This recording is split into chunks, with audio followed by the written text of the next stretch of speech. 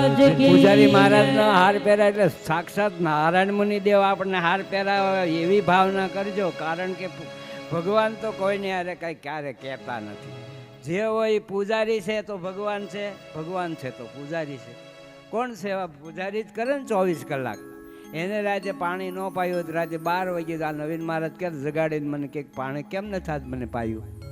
પૂજારીને કે તમને થોડા કહેવા, મને થોડા કહેવા આવે, આપણે ત્યાં રહેતાય નથી. કાલે સવારે વયા જઈશું હાથ ખખેરીને પાછા કરીએ, આપણે થોડો ટાઈમ છે. તો ભગવાનને સમર્પિત થવું ને તો બહુ મોટી અઘરી વસ્તુ છે. તો લાગે આપણે દર્શન કરીને બહાર નીકળે, અમારા મંદિરે આવે ને તો આમ જોયું ન જોયું અડાવડા જોઈને બહાર નીકળે એટલે પણ તમે આવો છો શું કામ? અહીં પ્રભુ બેઠો છે એની આગળ 10 મિનિટ બેહો તો એમ થાય એને કે મારો જીવ આવ્યો એમ. આમ જોયું, આમ જોયું, આમ જોયું, 10 મિનિટમાં બહાર. બોલો બોલો, 6 ફટકારે ને બાઉન્ડ્રી બહાર દોડો. વાહ ભાઈ વાહ તમારી ભક્તિ. અને એમ મારો ઠાકોરજી રાજી થઈ જાય તો કેટલા ન્યા કેને કરવી વ્યવસ્થા કેમ આપણા બધાય નહીં? બહુ અઘરું પડી જાય એને. એટલા મંદિરેમાં આવે એને અહીંયા લઈ જવાની વ્યવસ્થા કરે તો તેને અઘરું ન પડી જાય? પરીક્ષા આપે એમાં બધા પાસ થાય, બધાને નોકરી મળે. 1000-5000 બેહામાંથી ભરતી 100 માણસની કરવાની હોય સરકારને. એમાં સત્સંગ છે એ એવી અઘરી વસ્તુ છે. હરિનો માર્ગ છે શિવરાનો નહીં કાયરનું કામ. જો સિયા રામમય સબ જગ જાની, કરહું જોરું જુગ પાની. जिस देखो चित श्याम देखाई, सुर समूह बिनती करी पहुंचे निज निज धाम.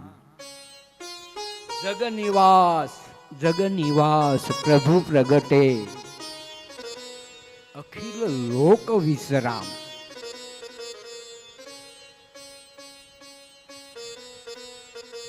सिय बिलो की धीरता भागी, कहाँ रत परम बिरागी.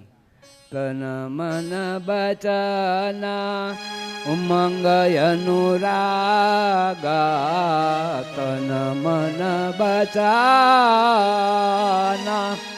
उमंग अनुरागा.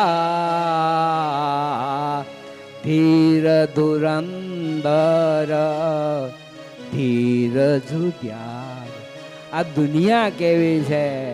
ભગવાન રામની ધીરજતાને એને તોડી નાખી. ભગવાન રામની ધીરજતાને એને તોડી નાખી. એટલે લખ્યું ધીર ધુરંધર ધીરજ ત્યાગા. તો બીજાની તો શી વાત કરી એમ વસ્તુ.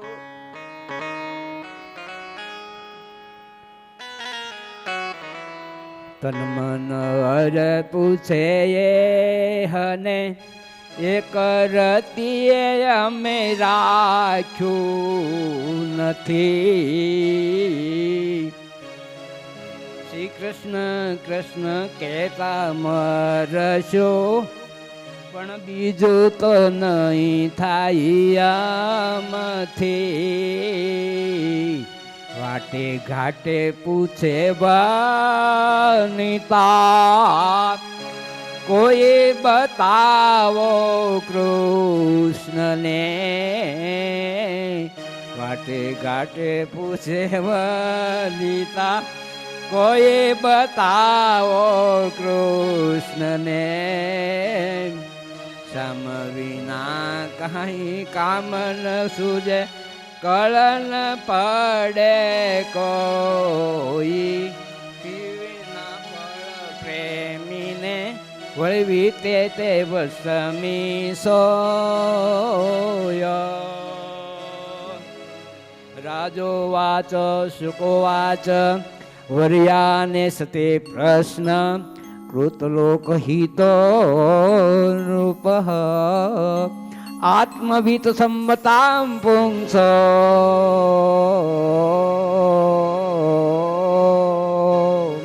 શ્રોતવ્યાદિષુ યહ પરઃ. હે પરીક્ષિત રાજા, તારો પ્રશ્ન નિર્ભય થવા માટે ઈશ્વરના ગુણોનું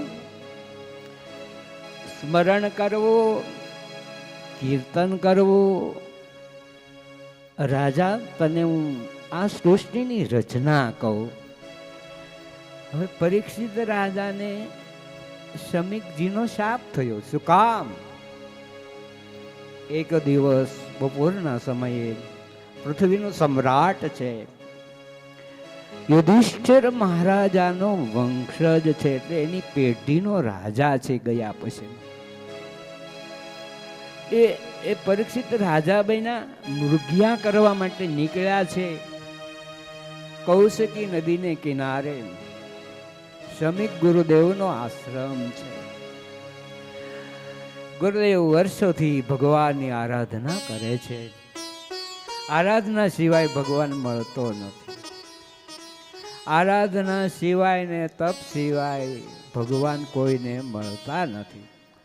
ધ્રુવને પ્રહલાદ એટલે તો તપ કર્યું. એ શમીક ગુરુદેવ એના આશ્રમમાં ધ્યાન કરે છે.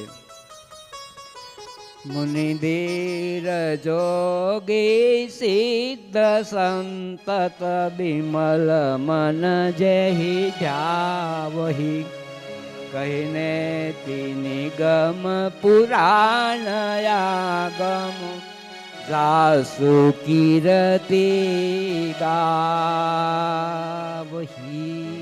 એ શમીક ગુરુદેવ ધ્યાન કરે છે તો રાજા ખોટિયામાં આવીને જોવે અને રૂષા લાગી છે. પાણી પીવું છે. ગુરુદેવ પાણી આપો, ગુરુદેવ પાણી આપો, ગુરુદેવ પાણી આપો.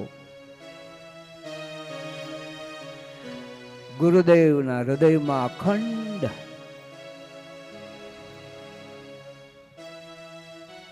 નારાયણનો આવિર્ભાવ થઈ ચૂક્યો છે. સ્વામિનારાયણ ભગવાને વચનામૃતમાં લખ્યું છે. વાંચતા હશે તો વાંચજો તો ખબર પડશે ભગવાન હું છે.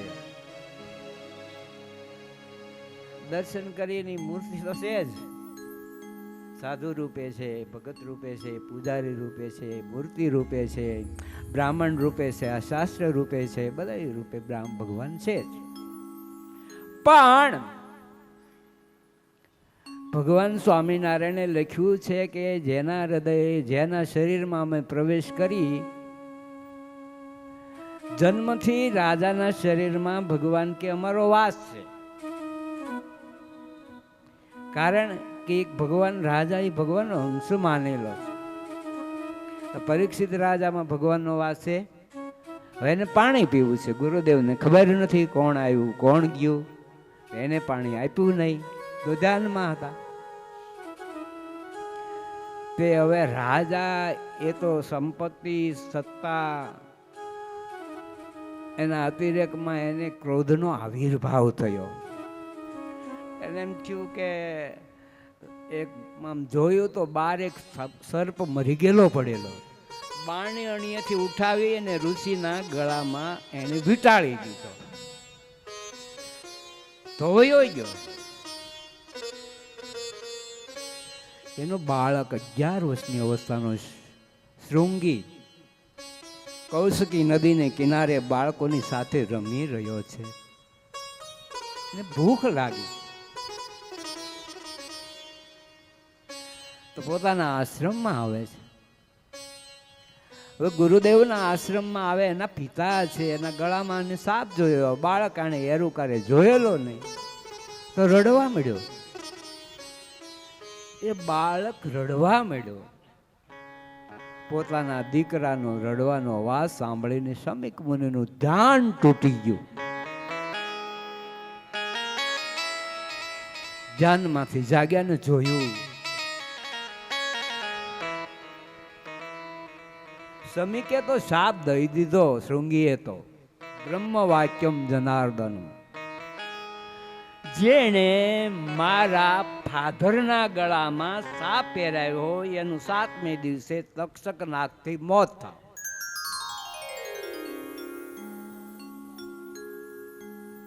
દુનિયામાં હાહાકાર થઈ ગયો, ખળભળાટ મટી ગયો, આકાશ ગાજી ઉઠ્યું, પહાડો તૂટવા માંડ્યા, પૃથ્વી ધ્રુજવા માંડી. આ કોઈ નાની સૂની વ્યક્તિ નથી. ત્યારે તો સૃષ્ટિની રચના હજી થઈ હતી. ઋષિની સમાધિ તૂટી ગઈ. ઋષિએ કીધું કે ભાઈ બેટા, ત્યાં બહુ મોટી ભૂલ કરી. રાજા છે, ભગવાનનો અંશ છે, હજારો માણસનું પાલનહાર છે.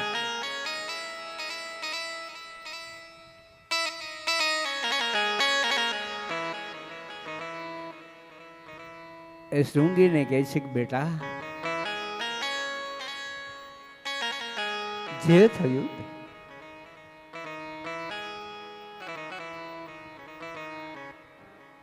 દ્વારકાધીશની ઈચ્છા એવી હશે,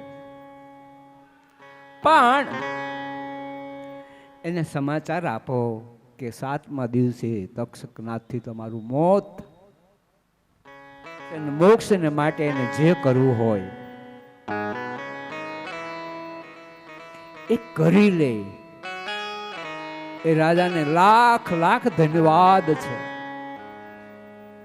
એના ચરણોમાં કોટી કોટી વંદના છે. સતયુગની વાત છે. જન્મે જઈ 4 દીકરાઓ છે. એને રાજ્ય સોંપી, પોતાના પરિવારને રાજ્ય સોંપી અને ગુરુદેવની કુટિયા ગંગા નદીને કિનારે શ્રી સદગુરુ તે શુભ જ્ઞાન આપે, ભવાબ્દિના સંકટ સર્વ કાપે.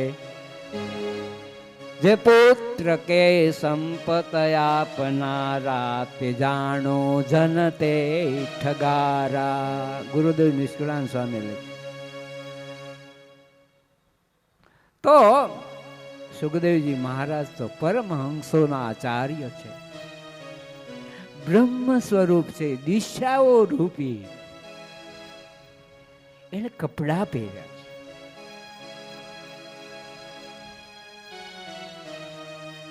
મોટું પૌધ, આજે પણ એ પૌધ છે, એ ઝાડ છે, બહુ 5-5 કિલોમીટરમાં વ્યાપક બન્યું છે. જે વૃક્ષ નીચે ભગવાને ગુરુદેવે કથા સંભળાવી ને, એ 5-5 કિલોમીટરમાં અમે ગયા હતા દર્શન કરવા.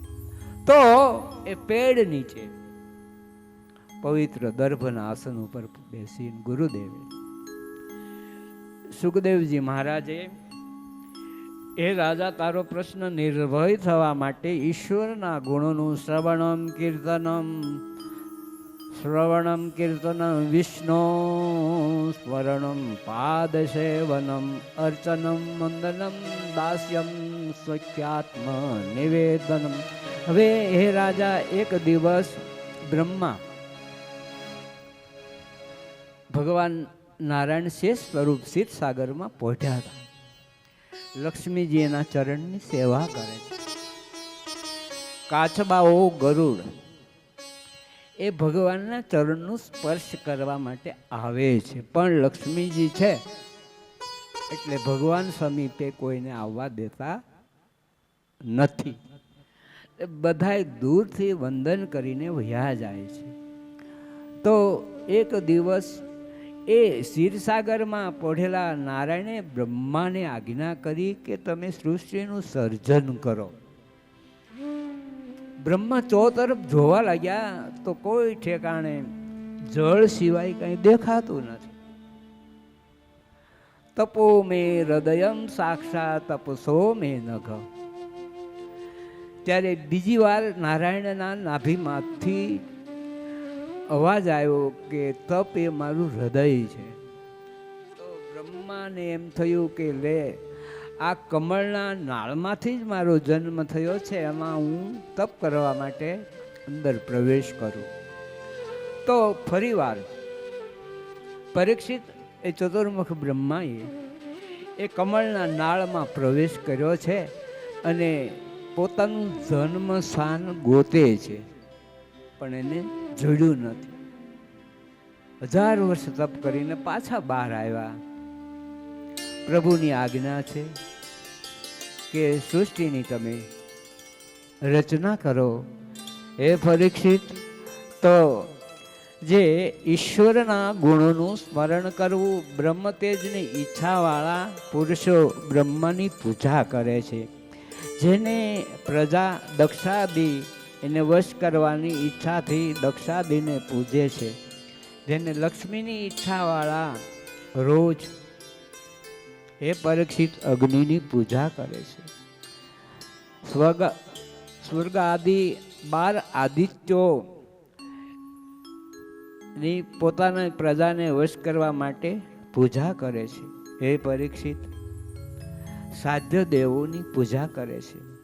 આ લોકમાં યશ અને કીર્તિની ઈચ્છાવાળા પુરુષો રોજ ભગવાન વિષ્ણુના ચરણની સેવા કરે છે. પરસ્પર પ્રેમ સંપાદન માટે માં જગદંબા એટલે કે પાર્વતીને ભગવાન શિવની પૂજા કરે છે. બળ માટે હે પરીક્ષિત મરુદ ગણોની પૂજા કરવી, ભોગ માટે ચંદ્રની પૂજા કરવી. પોતાના હૃદયમાં શંભુ શરણે પડી માંગુ ઘડી દયા કરી દર્શન આપે ભક્તોના ભય હરનારા શુભ સૌનો સદા કરનારા તમે ભક્તોના ભય હરનારા શુભ સૌનો સદા કરનારા હું તો મંદ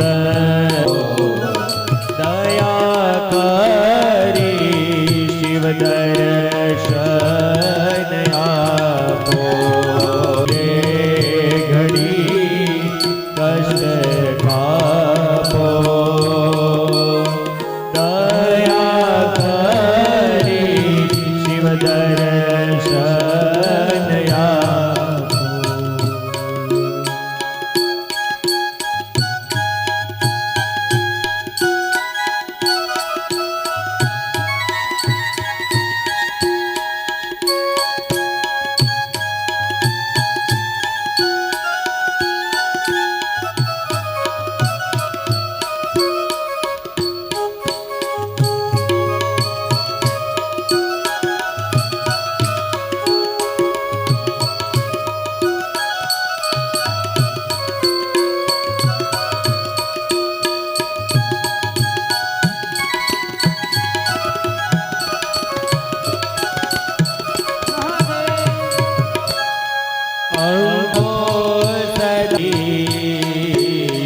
અંગે ભસ્મ હાલે ચંદ્ર ધરો કંઠે વિષ ભરો અમૃત આપો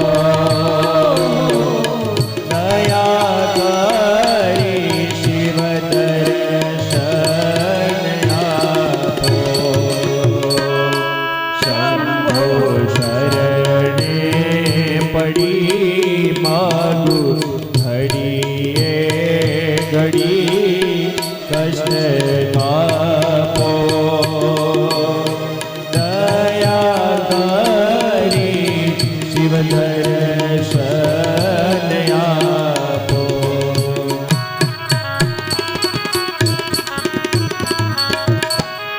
હું તો છતાયા તમ કે માયુદાસી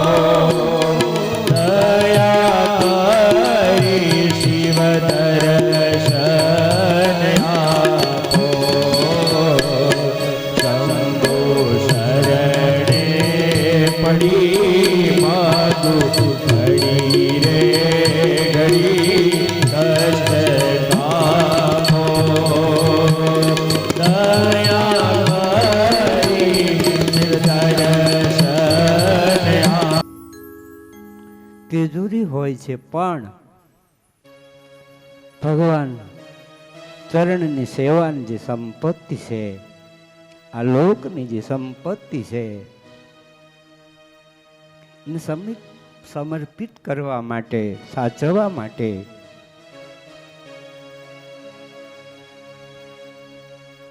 પ્રભુના ચરણો રૂપી, ભગવાનના ચરણારવિંદ રૂપી, મૂર્તિ રૂપી પ્રભુએ આપણને સાચવવા માટે ભગવાન ચરણો આપ્યા છે. હે રાજા, વૈરાગ્ય જેના હૃદયમાં છે એ હર હંમેશ મોક્ષ માટે ભગવાન વિષ્ણુ પુરુષોત્તમ જે નવીન મહારાજ દિનભર આમાં એવું લખ્યું છે, આમાં એવું લખ્યું છે કે વૈરાગ્ય છે એ માણસની સેવા નથી કરતો. એ સેવા માણસની સેવા, એ સેવા પણ ન ગણાય. એ તો લૌકિક રીતે આપણે માની બેઠા છીએ કે એને સેવા કહેવાય, પણ વાસ્તવિક ભાગવતના દ્વિતીય સ્કંદની ચાલુ કથા પ્રસંગમાં સુખદેવજી મહારાજે વ્યાસ ભગવાને લખ્યું છે કિતાબમાં કે મોક્ષ માટે જીવાત્મા, મોક્ષ માટે જીવાત્મા ભગવાન પુરુષોત્તમની સેવા, પૂજા, અર્ચના, નવધા ભક્તિ કરે છે. હે રાજા, ભગવાને આ સૃષ્ટિની રચના કેમ કરી? રાજાને ગુરુદેવ કહે છે કે તું રડીશમાં હું તને જ્યારે ઈશ્વરનું જ્ઞાન થાય સફળ તો સર્વ ઉપાય જળ સિંચે ને બીજન હોઈ, જળ સિંચે ને બીજન હોઈ, તેથી પામે ન કાંઈ ફળ. મશક તુંબા મંગાવીને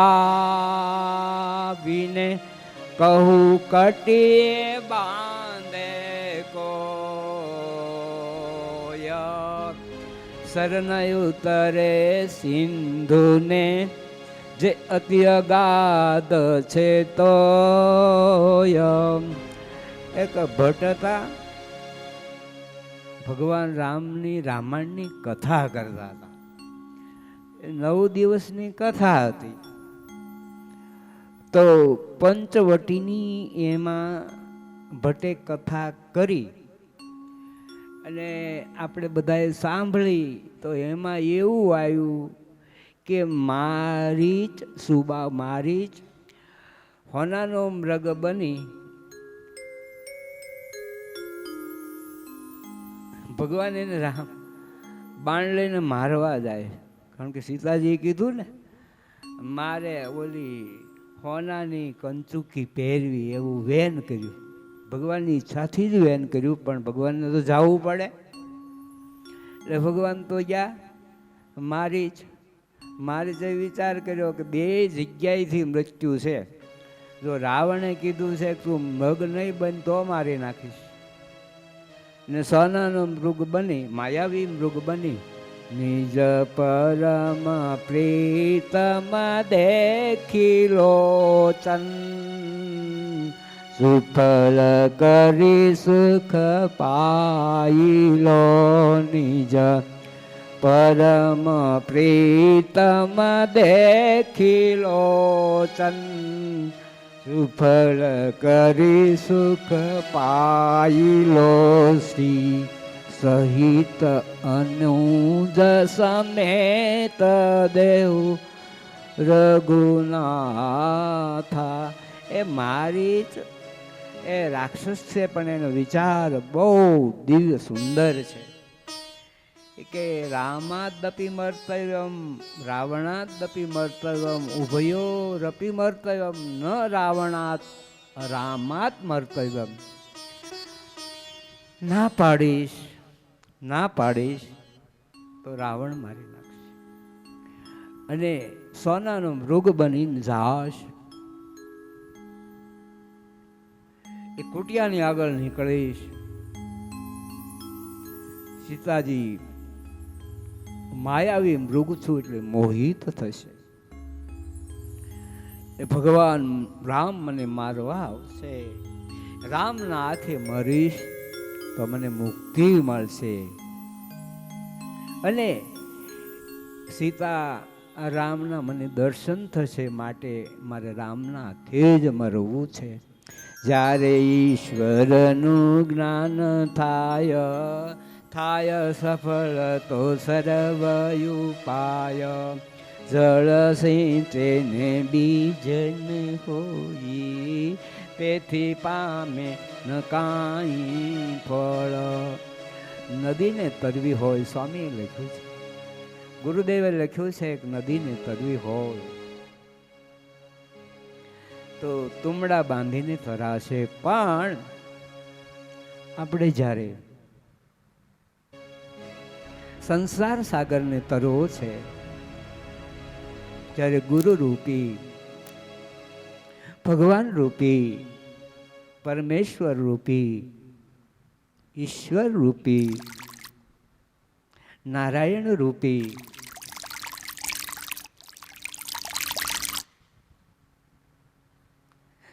નાવનો આશ્રય કરવો પડશે. તો ચાલો આ દ્વિતીય સ્કંદની કથા બહુ દિવ્ય છે, કારણ કે પરીક્ષિત રાજાનું આગમન થયું છે. ગુરુદેવ 88,000 ઋષિઓ કથા સાંભળવા માટે બેઠા છે.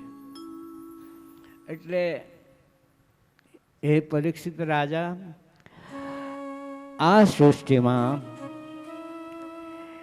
એ બ્રહ્માએ ફરીવાર બહાર આવી એ સૃષ્ટિનું સર્જન કરે છે. હવે આ સૃષ્ટિ કેવી વ્યાપક છે. આકાશ, વાયુ, તેજ, પૃથ્વી, જળ, વિરાટ, આ બધી વસ્તુ વિરાટના શરીરમાં રહેલી છે. એમાં આપણે પણ એમાં જ બેઠા છીએ. વિરાટના શરીરમાં આપણે પણ બેઠા છીએ ને ભગવાન પણ એમાં બેઠા છે. તો એ વિરાટ શરીર એ સૌથી પહેલા ઉત્પન્ન કર્યું. હવે બ્રહ્માએ સૃષ્ટિનું સર્જન કરતા બ્રાહ્મણો, ભગવાનના મુખમાંથી એનો જન્મ થયો, બાહુમાંથી ક્ષત્રિયોનો જન્મ થયો, સાથળમાંથી વૈશ્યનો જન્મ થયો, પરીક્ષિત ચરણમાંથી શૂદ્રનો જન્મ થયો. હવે વિરાટની નાભી કમળમાંથી સૌથી પહેલા સૃષ્ટિનું સર્જન કરતા હે લક્ષ્મીજી, હે નારાયણ, બ્રહ્માનો જન્મ થયો, વરાહ નારાયણનો જન્મ થયો, સુયજ્ઞ ભગવાન બહાર આવ્યા છે. ગજેન્દ્રનો મોક્ષ કરવા ભગવાન હરિ અવતાર ધારણ કર્યો છે. માં દેહૂતીને દિવ્ય જ્ઞાન આપવા માટે હે પરીક્ષિત ભગવાન કપિલનું અવતરણ થયું છે. દત્ત રાજાનું મોક્ષ કરવા માટે હે પરીક્ષિત દત્તાત્રેય ભગવાનનું અવતરણ થયું છે. યદુ નામે ભગવાન પ્રગટ થયા છે.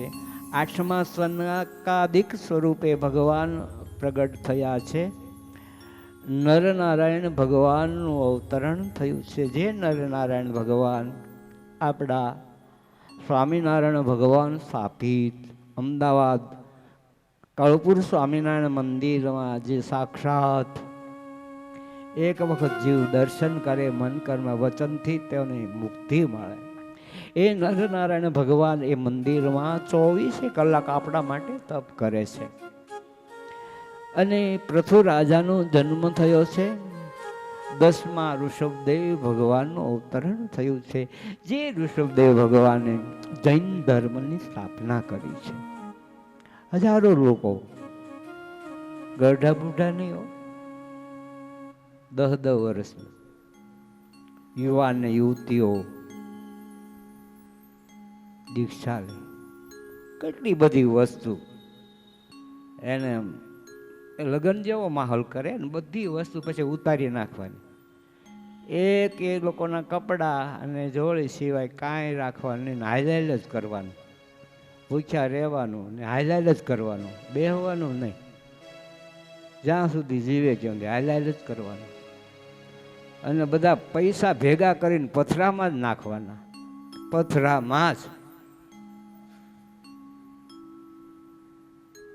આ ઋષભદેવ ભગવાન એને આ સ્થાપના કરી છે. હયગ્રીવ ભગવાનનું અવતરણ થયું છે, મત્સ્ય ભગવાનનું અવતરણ થયું છે, કુર્મ ભગવાનનું અવતરણ થયું છે, નૃસિંહ ભગવાનનું અવતરણ થયું છે, હરિ ભગવાનનું, હંસ ભગવાનનું, મનુ ભગવાનનું, ધન્વંતરી ભગવાનનું અવતરણ છે, પરશુરામ ભગવાન રામ રૂપે ભગવાનનું, કૃષ્ણ રૂપે ભગવાનનું, વ્યાસ ભગવાનનું અવતરણ થયું, બુદ્ધ ભગવાને બુદ્ધ ધર્મની સ્થાપના કરી એનું અવતરણ થયું છે. કલ્કી ભગવાન હજી વાર છે, એ થાશે. કળિયુગ હજી નાનો છે, બાળક છે, ઘોડિયામાં રમે છે, હજી ઘોડિયામાં કળિયુગ રમે છે. પણ કલ્કી અવતાર થશે, પણ એ યુવાન થાય ને કળિયુગ ત્યારે, એટલે આપણને કોઈને કાંઈ જોવા મળશે નહીં.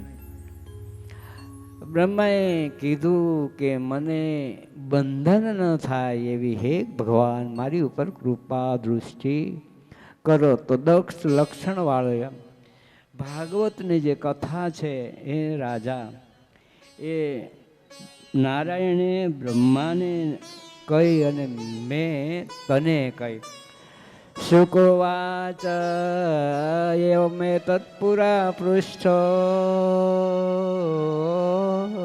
મૈત્રેયો ભગવાન કિલ ક્ષત્રાવન પ્રવેષ્ટેન ત્યક્ત્વા સ્વગૃહ સમૃદ્ધિમાન.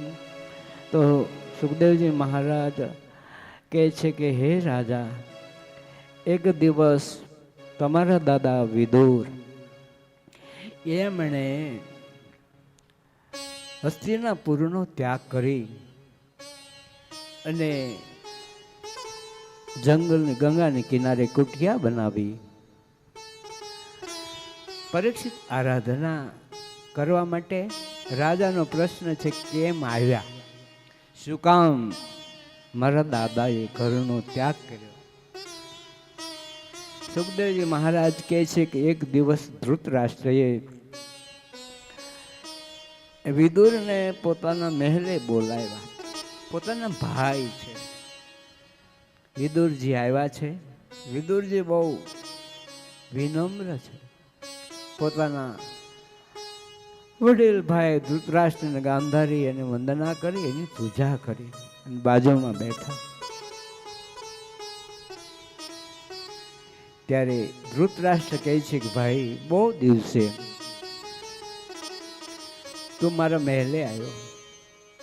વિદુર કે શું કરું, દુર્યોધનના હાથમાં રાજ્ય છે, પાંડવો ભગવાન કૃષ્ણ પરેશાન થાય છે, બધા દુઃખી છે. તો કે એ તો બધું ઠીક, પણ મને કેટલાય દિવસથી જમવાનું નથી ભાવતું, પાણી પીવાનું મન નથી થતું, ઊંઘ આવે છે, ખાવાનું નથી ભાવતું, નીંદ આવતી નથી. આનું કારણ શું? બસ જાતી હતી, જગ્યા નહોતી, બહુ ગીરદી હતી. અને 2-3 બહેનોને એવું હતું કે અમારે જવું પડે એવું જ હતું. તો કંડક્ટર બિચારો સારો માણસ, ટોકરી મારી એટલે બસ ઊભી રાખી. પહેલાં બસ સિવાય ક્યાં કાંઈ હતું, 4 વ્હીલ કેવું હતું, ગાડા જોડીને જાતા ને હાલીને જાતા. તે ઓલા એક યાત્રા કરવા જવું હતું કાશીની. તો વડીલોએ પોતાના દીકરાને કીધું કે અમારે યાત્રા કરવા જવું છે કાશીની એમ. ઓલા છોકરાએ કીધું કે ભાઈ તમને અમે ભાતું બનાવી દઈએ. તો વડીલ કે ના ના, તો તમે ખાશો હું? તો અમે જેમ યાત્રા કરવા જઈએ ને બીજા જે આવ્યો હોય ને ભાતાના ડબ્બા લઈ, એ ભાતાના ડબ્બા રાતે ખોલી નાખવાના અને આપણે એમાંથી જમી લેવાનું. એટલે અમારે ભાતાની જરૂર નથી. सब तीरथ कर आई तुम बढ़िया, सब तीरथ कर आई तुम बढ़िया, सब तीरथ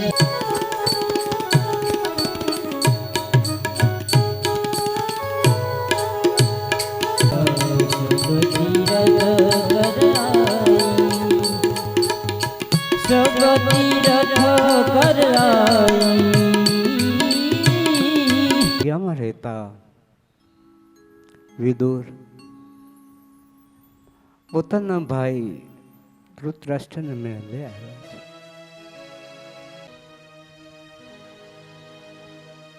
સુખનો માર્ગ સત્યનો પથ છે, ધર્મનો માર્ગ એ સુખનો માર્ગ છે. અને તે અન્યાય, દુરાચાર, દુર્વ્યસન, પરનારી સંગ,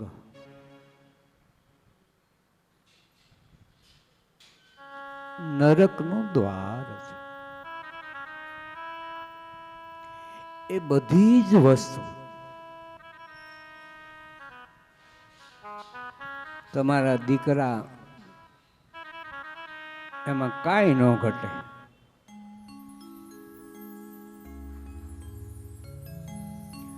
પણ એક શાસ્ત્રમાં બતાવ્યું કે પોતાની પત્ની જો ભગવાનનો આશ્રય રાખે એનું પુણ્ય એના પતિને મળે છે, બેને અડધું અડધું. એટલે બહુ મોટી વસ્તુ જબરજસ્તથી કે પત્ની કરે ને પતિને અડધું મળે તો બહુ બેનિફિટ. સારું જ કહેવાય ને. અને પાછું પતિ પાપ કરે તો એ પત્નીને ન લાગે, એને છૂટ આપી. પત્નીને નહીં કરવાનું તો એ પાપ પતિને લાગે.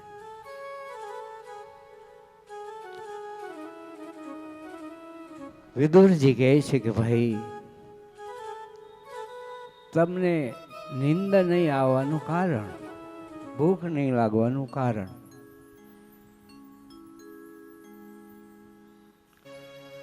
એ અસત્ય પથ ઉપર પાંડવોની સાથે જ તમારા પુત્રો પરહિત સરેશ ધર્મ નહીં ભાઈ, પર પીડા સમ નહીં અધમાહી.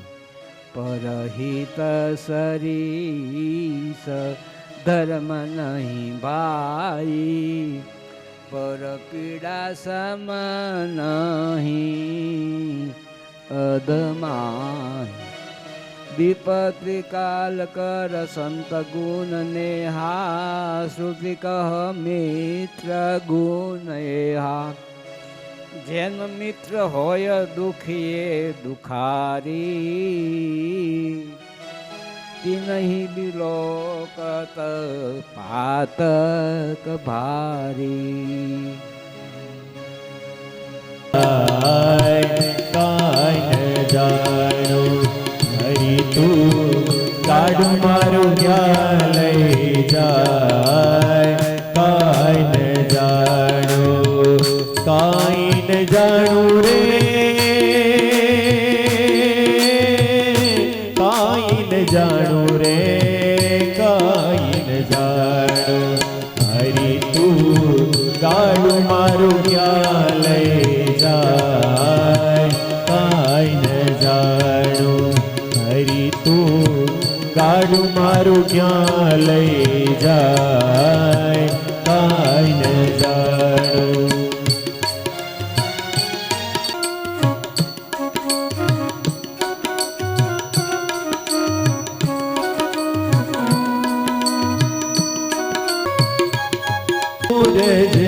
કદી અંધારું થાય,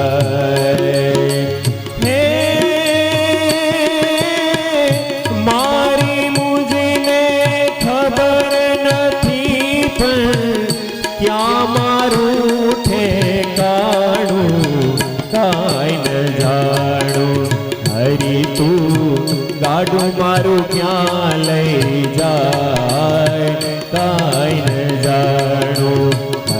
તું ગાડું મારું ક્યાં લઈ જાય કાંઈ ન જાણું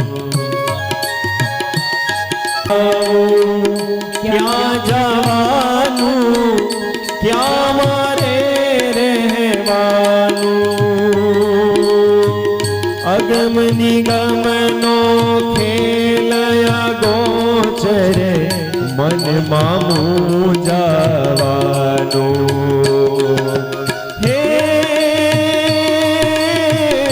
હરતું ફરતું શરીરનો પીંજર એક પુરાણ જવાનું કાંઈ ન જાણું હરી તું ગાડું મારું ક્યાં લઈ જાય કાંઈ ન જાણું હરી તું ગાડું મારું ક્યાં લઈ જાય કાંઈ ન જાણું કાંઈ ન જાણું રે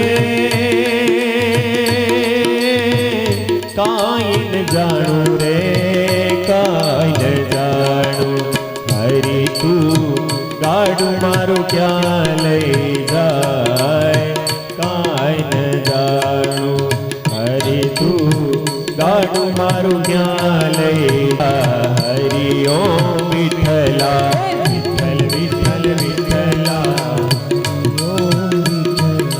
કોણે કોણે દીઠેલા હરી ઓમ વિઠ્ઠલા કોણે કોણે દીઠેલા હે કોણે કોણે દીઠેલા હરી ઓમ વિઠ્ઠલા કોણે કોણે દીઠેલા હરી ઓમ વિઠ્ઠલા વિઠ્ઠલ વિઠ્ઠલ વિઠ્ઠલા હરી ઓમ એ જૂનાગઢમાં આવેલા વિઠ્ઠલા હરી ઓમ વિઠ્ઠલા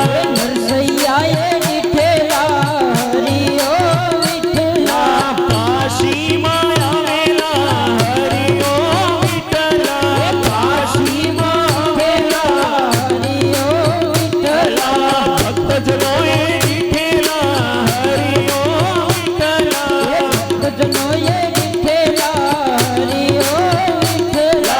ભક્તજનોએ દીઠેલા હરી ઓમ વિઠ્ઠલ વિઠ્ઠલ વિઠ્ઠલ વિઠ્ઠલા હરી ઓમ વિઠ્ઠલા વિઠ્ઠલ વિઠ્ઠલ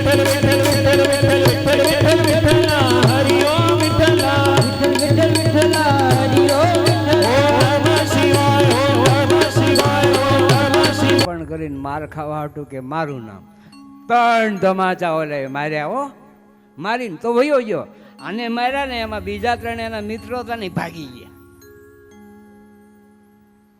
ગયા મારી નાય ભાગી ગયો પછી ઓલા 3 આવ્યા કે તને હું કામ એને માર્યો તારે કાંઈ એને રે વેર હતો તો કે ના ના મારે કાંઈ વેર નહોતું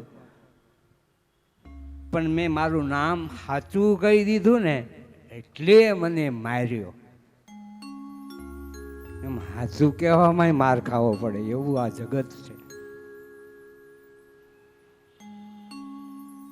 કરારવિંદે ગુરુદેવ મને કહેતા હતા એ કે તમે બધા કરતા તમારા ગાયકો વધારે લાવ્યા છો મેં કીધું કેમ એ કે કથા કેવડી છે તો કથા તો નાની તો ગાયકો 5-7 ગાયકો અને કથા કેવડી છે શ્રોતાઓ થોડા અને એની કરતા ગાયકો વધારે આ તો મેં નવીન જોયું એ કે મેં તો હવે ક્યારે જોયું નથી ક્યારે એ કે ગુરુ ક્યાંય કેટલાય કથા કરવા આવે પણ અમારે કીધું એવો રિવાજ છે ભાવનગરનો સમજ્યા ને ભાવનગરમાં આવો રિવાજ છે તો કે એમ મેં કીધું હા અને બોલે એ માર ખાય એવો રિવાજ તો કે એ નહીં સારું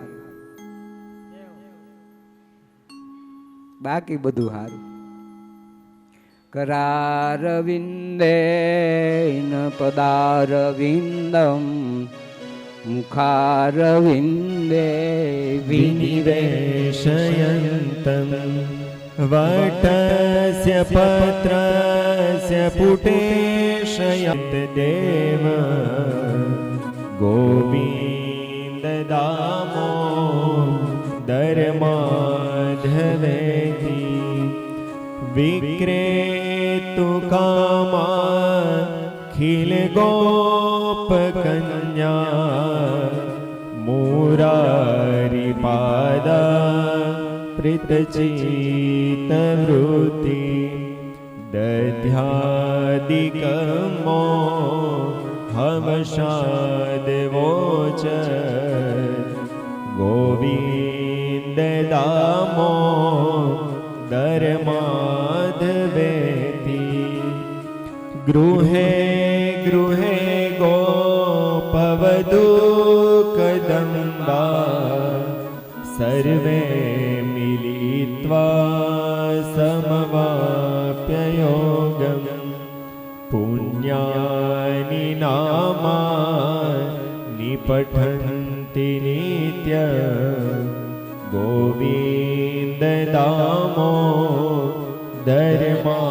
गोविन्ददामोदरमाधवेति सुखं शयाना निलये निजेति नामानि विष्णो प्रवदति मृत्या तेनिश्वितं तन्मयता व्रजन्ति गोविन्ददामोदरमाधवेति जीवे सदेव भज सुन्दराणि नामानि कृष्णस्य मनोहराणि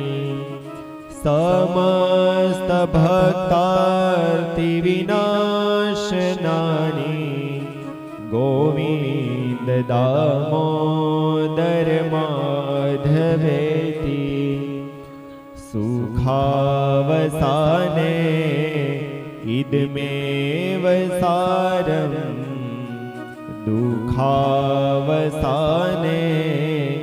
इदमेव ज्ञेयं देहावसाने इदमेव जाप्यं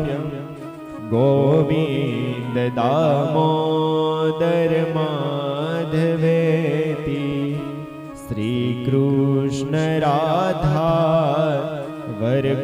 वरगोकुलेश गोपाल गोवर्धननाथ विष्णु जिह्वे पिबस्वामृतमेत देव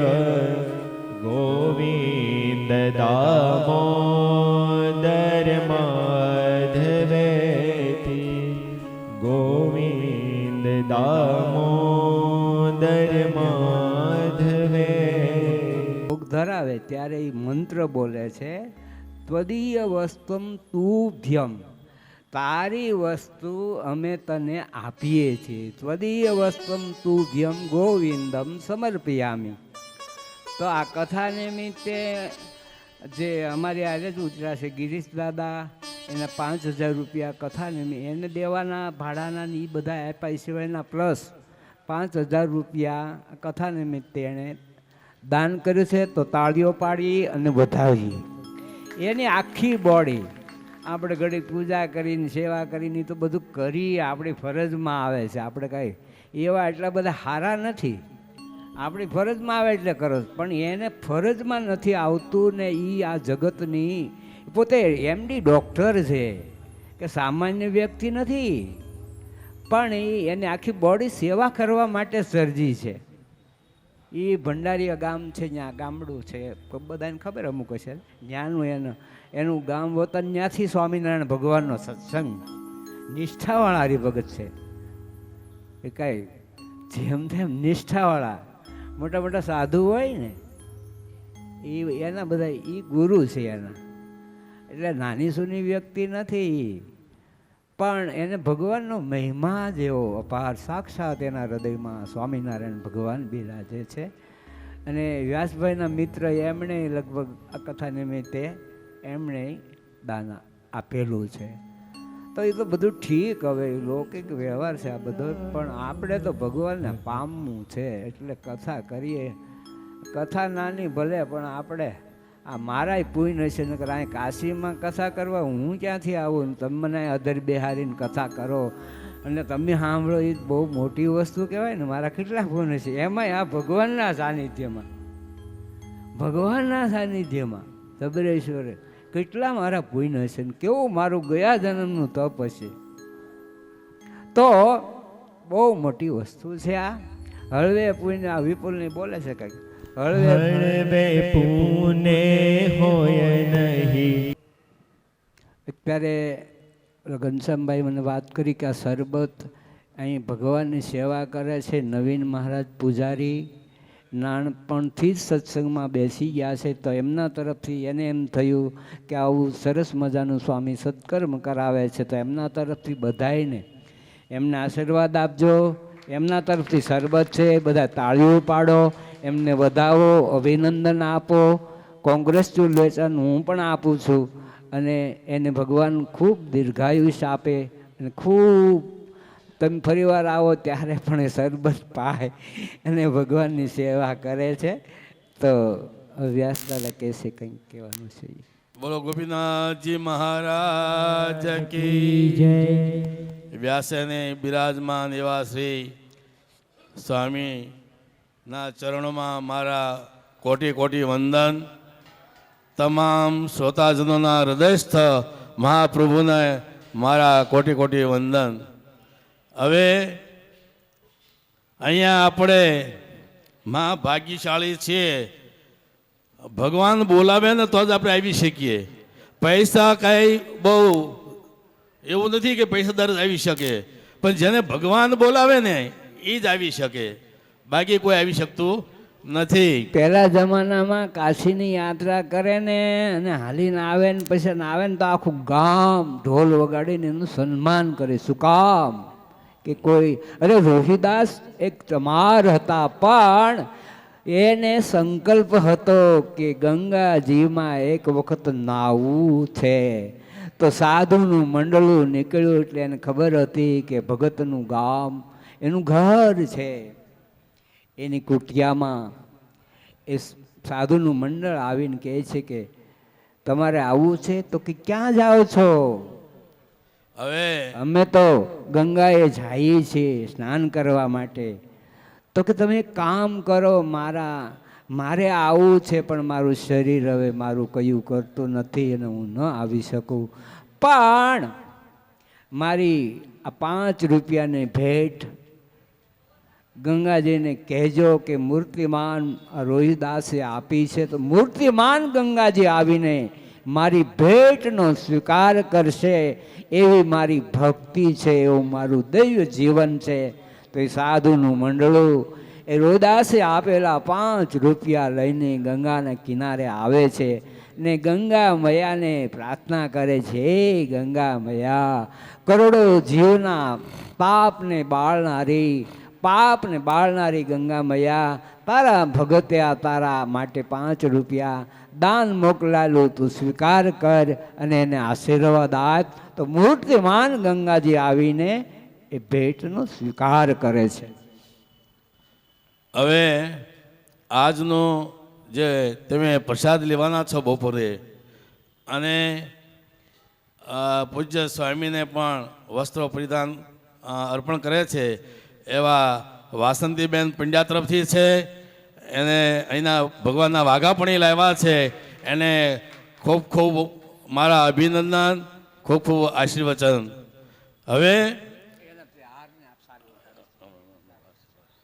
હવે ખાસ તો એ કે આપણે ભગવાન તો ન થઈ શકીએ પણ ભગવાનના મિત્ર થઈ શકીએ. એક તમને એટલું દ્રષ્ટાંત આપી દઉં.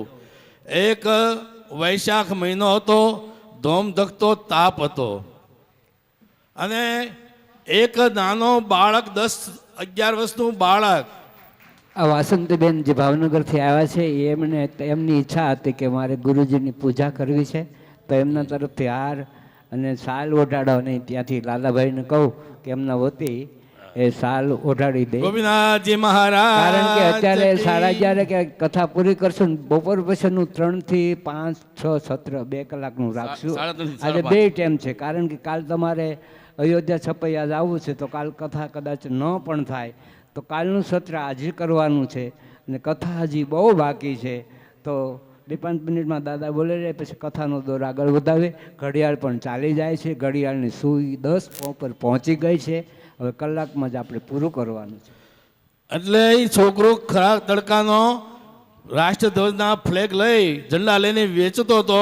મોટી મોટી BMW ગાડીવાળા, ટોયોટો ગાડીવાળા લઈને આવે, પણ કોઈ ખરીદતું નહોતું. બાળક પગ એક પછી એક બદલાવે, પગમાં ચપ્પલ નહોતા, ધમધમતો તાપ હતો, વરાળું નાખતો હતો. પણ ત્યારે એક તૂટલી ફૂટલી ગાડી લઈ અને એક ભાઈ આવે છે અને કહે છે કે ચાલ બેટા અમારી સાથે.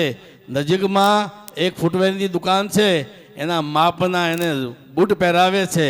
ત્યારે છોકરો કહે છે કે તમે ભગવાન છો? ત્યારે કીધું ના ભાઈ હું ભગવાન નથી. તો કે તમે ભગવાન ન હો ને તો તમે ભગવાનના ભક્ત તો તમે એના મિત્ર તો ચોક્કસ હશો. કાં એ કે રાત્રે હું સૂતો હતો ને, પગમાં ફોડલા પડ્યા છે, બળત્યા થતી હતી, ઊંઘ આવતી હતી, પણ સૂઈ શકતો નહોતો, કારણ કે એટલો બધો મને પીડા થતી હતી. ત્યારે મેં ભગવાનને પ્રાર્થના કરી કે કાલ જો મને ચપ્પલનો કાંઈ મેળ કરી દે ને, હે પ્રભુ, તો તમારો પાર ઉપકાર તમારું કાર્ય કરીશ. એટલે તમને ભગવાને મોકલ્યા છે. એટલે આપણે ભગવાન ન થઈ શકીએ, નવીન પણ માનું ભગવાન સંગત કીધું ને એટલે મારા હૃદયમાં ટાઢપ થઈ તમારા હૃદયમાં થયું હોય એમ ખરું. તો એણે મારે કહેવાનું કે તમે ભગવાનના મિત્ર તો ચોક્કસ બનજો, સારું કાર્ય કરો, ગરીબ માણસોને નાના બાળકોનું રાખજો ધ્યાન. ચાલો હવે અહીંયા પણ જેને ભોજન દેવું હોય કથા નિમિત્તે, તો તમે મને નામ લખાવજો.